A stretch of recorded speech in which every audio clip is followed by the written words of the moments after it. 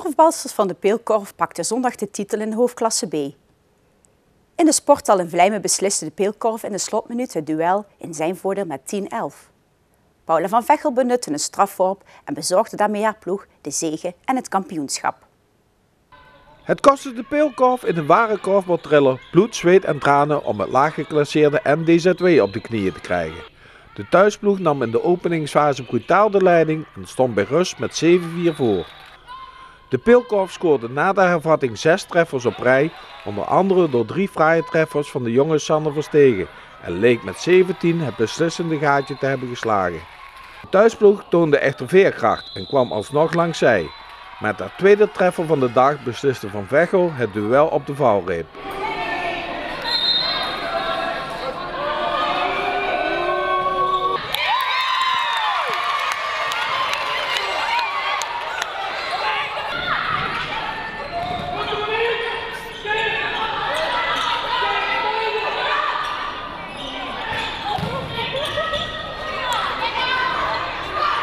Meteen na het laatste fluitsignaal haalde Paula van Veghel met een diepe zucht opgelucht adem. Voorafgaand aan de stip gierden de zenuwen door haar keel. Ja, want ik weet dat ik hem vaker mis op het moment dat het echt moet. Dus, maar ja, gelukkig wel. En nu moest het ook en dan ging die erin? Ja, moest ook wel hè. Maar het kwam van heel ver hè, want het was heel moeizaam. Ja, maar we hebben het vaker tegen hun niet echt makkelijk. En ze staan wel onderaan, maar ja, dat wil bij ons ook niks zeggen. Dus ja. Met name...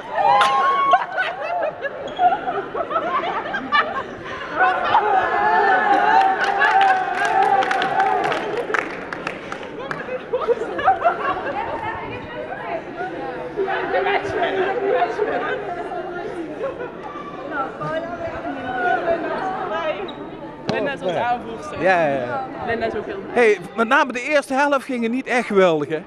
Nee, maar we wisten eigenlijk, en daar had de trainer ons ook voor gewaarschuwd, dat de eerste 15 minuten de stormloop zou beginnen. En dan zie je ook dat dat zo is en dan worden we toch wel een klein beetje door overdonderd. En ik denk ook mede omdat we een jong en ook redelijk onervaren team hebben, dat dat wel moeilijk is om dan veel blessures weer op te pakken.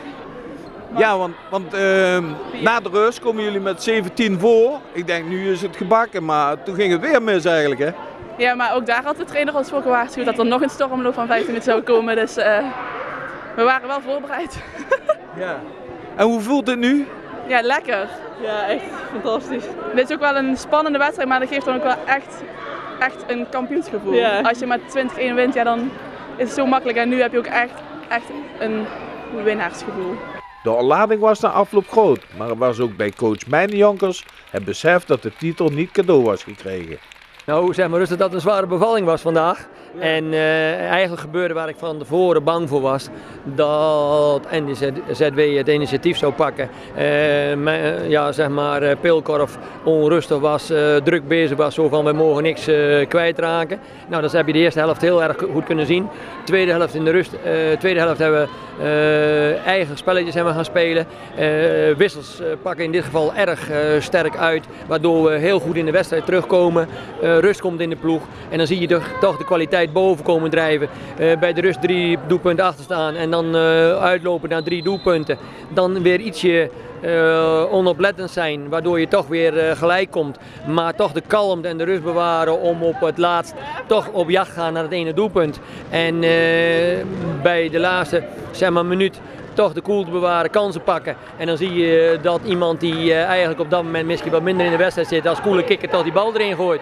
En waardoor we toch verdiend dat kampioenschap pakken.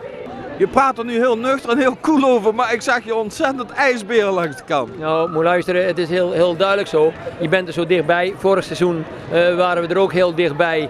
En betekent gewoon voor de vereniging en voor deze ploeg betekent gewoon heel veel dat kampioenschap al pakken. Want dat betekent dat wij gewoon onze doelen die we gesteld hadden, namelijk meedoen aan de top van de hoofdklasse, in de hoofdklasse blijven en eventueel kampioen worden, gehaald hebben. Nou, en nou is er nog een slagroom op het toetje. Dat is namelijk die beslissingwedstrijd voor promotie naar de topklasse toe. En ja, kijk, daar zie ik dan wel hoe ver we dan komen. Dat is nu van minder belang. Dit geeft alleen de goede ontwikkeling aan van Peelkorf op dit moment. De titel in de hoofdklasse betekent dus niet rechtstreekse promotie naar de topklasse. Op 17 maart speelt de Peelkorf de promotiewedstrijd tegen DDW of De Horst. Je hebt eerst nog een wedstrijd tegen de andere hoofdklassekampioen. Win je die niet, dan speel je tegen de nummer 7 uit de topklasse in Eindhoven. Ja. En de winnaar daarvan die gaat dan uiteindelijk... Klasse. Ja. Ja. Jullie gaan dadelijk feestje vieren? Zeker. Zeker weten. En nou hoop je.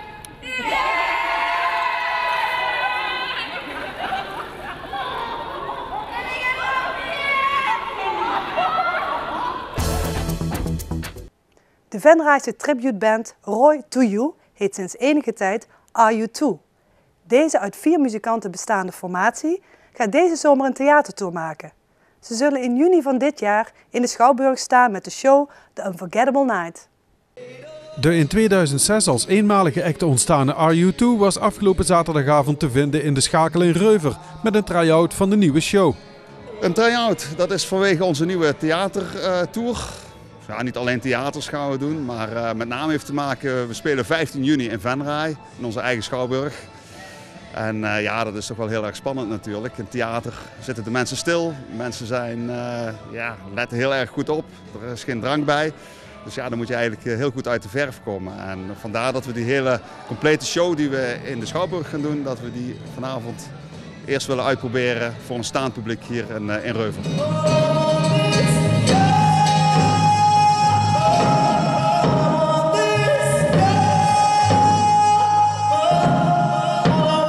En Reuver was the place to be, niet alleen omdat de zaaleigenaar een groot fan is van U2 en dus ook van Are You Too, maar ook vanwege de ruimte. Ja goed, we hebben toch een groot podium nodig. De Schouwburg heeft ook een groot podium, dus we willen eigenlijk dezelfde show doen zoals we dat in de Schouwburg gaan doen. De Schouwburg is iets groter, dus dan hebben we nog een iets groter videoscherm en nog iets meer licht. Maar we kunnen hier eigenlijk de hele show goed gaan doen. Het is natuurlijk een flinke stap en een grote gok om een avondvullende show en dan ook nog in het theater vol te krijgen. Ja, ik denk het wel. Ik geloof dat er nou eens tegen de 500 kaarten verkocht zijn. 500 kaarten van de 650 of zo. Dus ja, dat gaat wel goed komen. Het is nog een maand of 5 weg. Ja, de meesten die wachten toch tot het einde. En ja, dat raakt wel uitverkocht. Ja.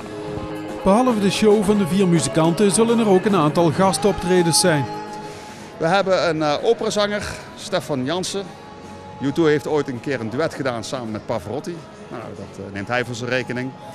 We hebben Confetti, bekend koor in Venray natuurlijk, Close Harmony koor. En die gaan 2 nummers van Klenet doen. En dat doen ze samen met Mariska Rommers. En een prachtige sopraan sax solo van Maurice Lucassen. Dan hebben we Sjaak van Els, die heeft al vaker met ons meegedaan als B.B. King. Even denken, ben ik iemand vergeten? Ja, we hebben Annick Raadschelders uit België, onze Belgische zangeres. Vorig jaar in België een paar keer mee opgetreden. Ja, zij doet dan One van Mary J. Blige en U2.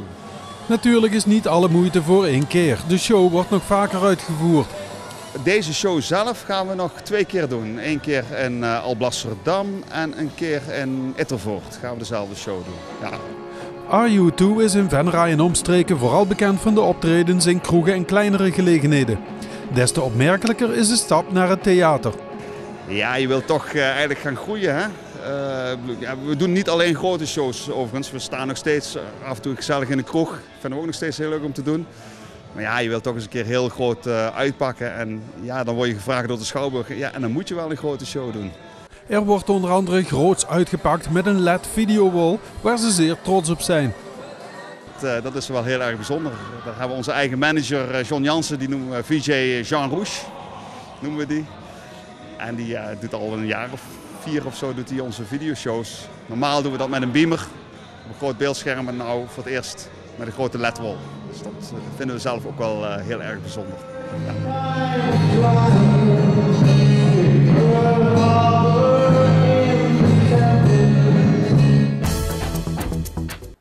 In de hal van tennisschool Maaskoort is het deze week een drukte van belang. Het is er een komen en gaan van tennistalenten uit de regio Venray. Komend weekend vinden in de hal de finales van de Maaskoort Masters plaats. In de vernieuwde tennishal in Vlakwater is sinds enkele maanden een centrum voor regionaal tennistalent gevestigd. Maaskoort is een prestatiegerichte tennisschool. De school verzorgt met 19 trainers voor 24 verenigingen, onder meer club- en selectietrainingen. De meeste spelers komen uit de regio Venray. Maar er zijn ook wel wat spelers uit Oost-Brabant die bij ons trainen. En ook een enkele speler uit Duitsland die bij ons, net over de grens, die bij ons actief zijn.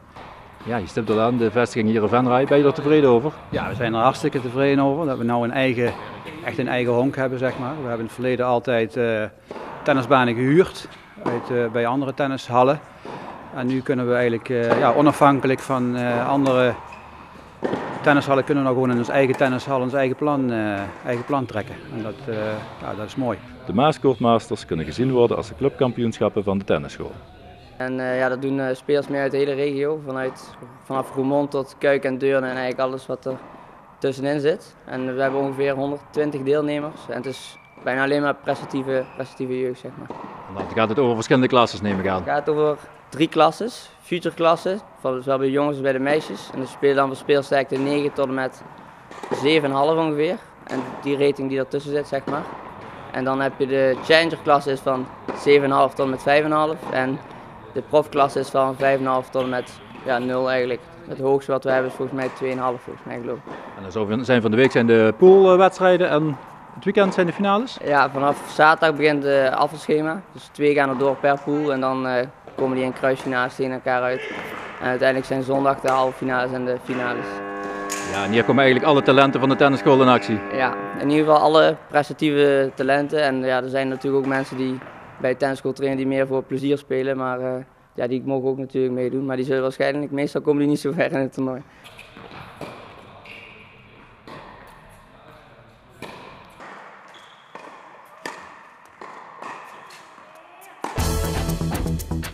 Vanochtend was het startschot van de beurs Kampeertotaal Venray. De consumentenbeurs vindt dit weekend plaats op de nieuwe locatie aan de Voorde. Het is de 3e keer dat de kampeerdersbeurs in Venray wordt georganiseerd. Het is een uitgebreidere versie dan de vorige edities. Er is iets meer variatie dan voorgaande jaren. Dus er zijn nu ook wat meer kampeeraccessoires te vinden.